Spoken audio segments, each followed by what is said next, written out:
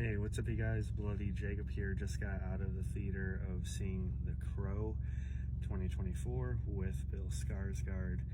And no, this is not another new worst movie of the year. I went and seen it with my wife for part of her birthday.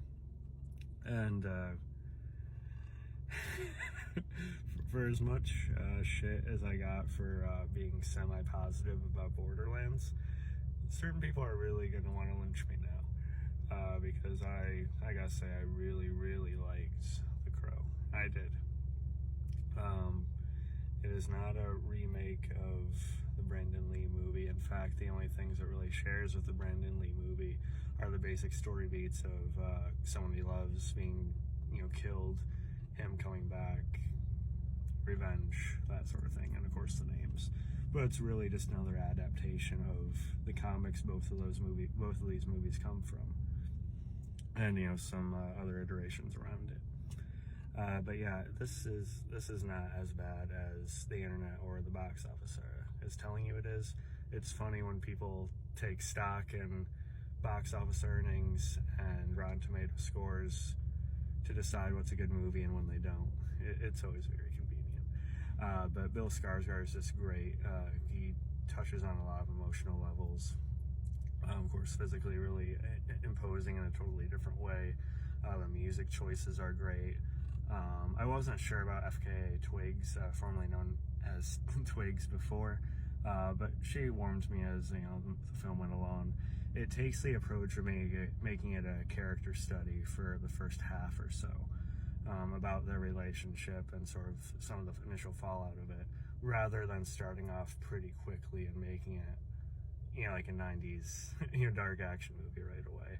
It completely retools it for this new version of it, and it's shot very well. There's a lot of visual imagery, and I don't know, I think this film is very raw, very rich, and I feel like one of the the quotes now, but it has this dark depth to it that I thought was really engaging.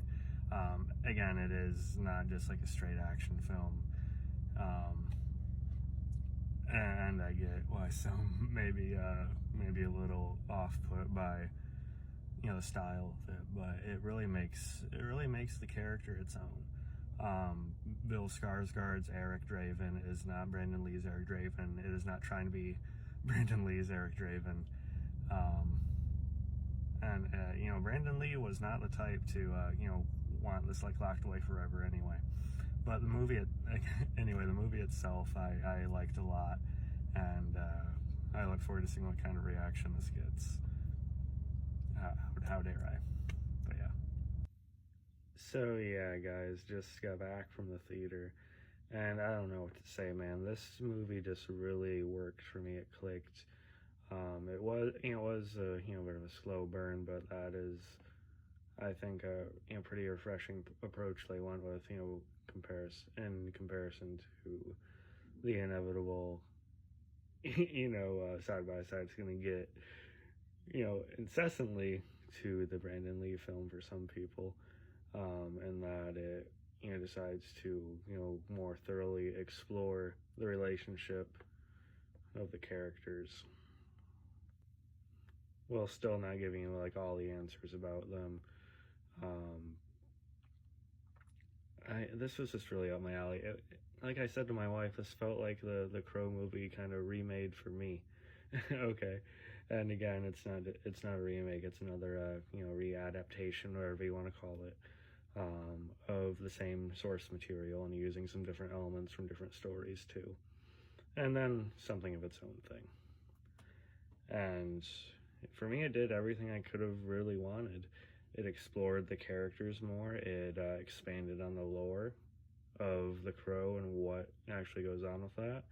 And it still delivered pretty insanely enjoyable action and bloodshed in a very big and sort of satiating way. Again, Bill Skarsgård, I think this arguably might be his best performance so far. Just sort of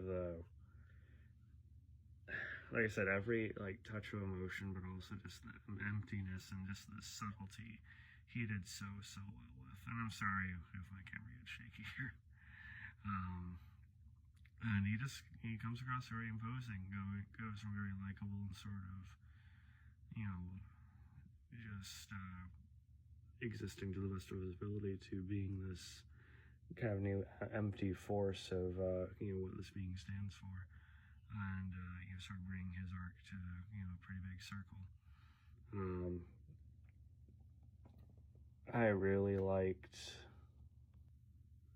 that. It felt like it really took time with the character to really just push that it was its own version, and that it stood out, I think, for me in a pretty big way.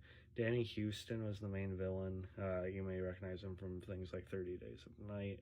I do like him quite a bit, though I will say he pretty much has played the same character in most projects he's a part of for the past while. But he's good at it, and he was not any different here. I do think maybe they could have given him a little bit more to do. I'm just objectively trying to find what's so bad about it that the internet's talking about, and I can't.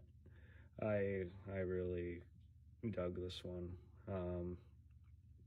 The aesthetic, the mood, which I think was realized in a great modern way. Just the flair and the way it was shot, edited, the ending I thought was really well done. I know there's some discussion over that, even from Bill Skarsgård himself, saying they sort of added on a bit to it to open it up for a sequel, which I know we're probably not going to get now. But I think every touch of the ending actually really worked, at least for me. I'd be curious to see what the original version was, but I think if it cut off where I think it would have initially, I think that would have been really good too. But what I could see with the full scope of what they went for with the ending, I think that actually satisfies regardless if we got another movie or not. And knowing that wasn't necessarily intended to get a sequel, I think that kind of fits with the direction this movie goes in as well. But yeah, again, I just don't necessarily get it.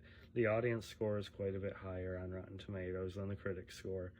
I do see more people defending this than Borderlands.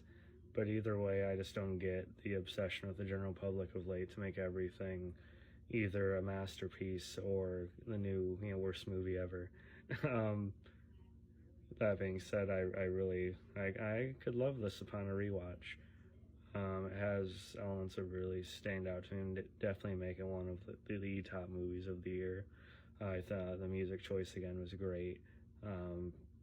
It even, got my wife, a bit emotional with a certain scene in it, but it was a mutual pick, and it just added to the day for her. And if I had to rate this movie, I'm giving it like an A-. It could move up. I liked it that well. So let me guys thought about it, and please realize that this is my take. I'm allowed to have it positive or negative, as you are yours. But just because it disagrees with yours doesn't mean you're any more right than I am. So yeah, please not be school children about it this time. Yeah, I'll catch you guys next time. I mean, my memory's still decent enough to remember when Luke Evans was signed on to the role, who I would have killed to see do it. And not too long ago, we knew Jason Momoa was also supposedly signed on to the part and even, filming something. But I think both of those would have likely have been more straightforward adaptations that were probably similar a bit more to the 90s film. With this, it feels completely fresh, and I think something entirely different, at least for the most part, compared to what we've gotten there. And just the intricacies of the portrayal that Bill Skarsgård plays here were, I think, a different discussion. Although in some world I would have loved to have seen what Evans did with it.